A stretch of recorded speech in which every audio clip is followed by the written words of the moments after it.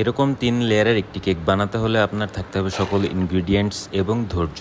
প্রথমে 4টা ডিম থেকে কুসুমকে আলাদা করে এতে অ্যাড করব চিনি। চিনিটা মিক্স হয়ে যাওয়ার পর এতে অ্যাড করব কুসুম আর সামান্য তেল। তেল দিয়ে 4-5 মিনিট মিক্স করার পরে এতে অ্যাড করে দিব চকলেট এসেন্স।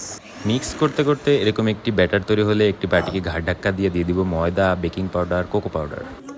মিক্সচারটা রেডি হয়ে গেলে এটাকে ব্যাটারের সাথে অ্যাড করে এতে দিয়ে দেবো সামান্য পরিমাণে দুধ মিশে যাওয়ার পরে এটাকে আমরা ঢেলে দিব কেক মোল্ডে। এয়ার বাবলসগুলো এভাবে বের করে ঢুকিয়ে দিব। আরেকটি মিক্সিং বলে ক্রিম নিয়ে ওটাকে হুইপ করতে থাকবো 5 মিনিট। ওভেন থেকে কেকটা বের হয়ে গেলে এটাকে ঠান্ডা করে 3টা স্লাইসে কেটে নিব।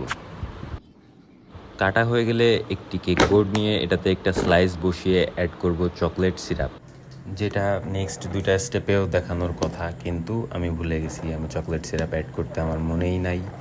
এরপর একটু টুকটাক ডেকোরেশন করে উপরে কিছু চকলেট বল দিয়ে কেকটাকে সার্ভ করলাম। বাকি সব ঠিকই ছিল, জাস্ট একটু হার্ড হয়ে গেল এই আর কি। ধন্যবাদ সবাইকে।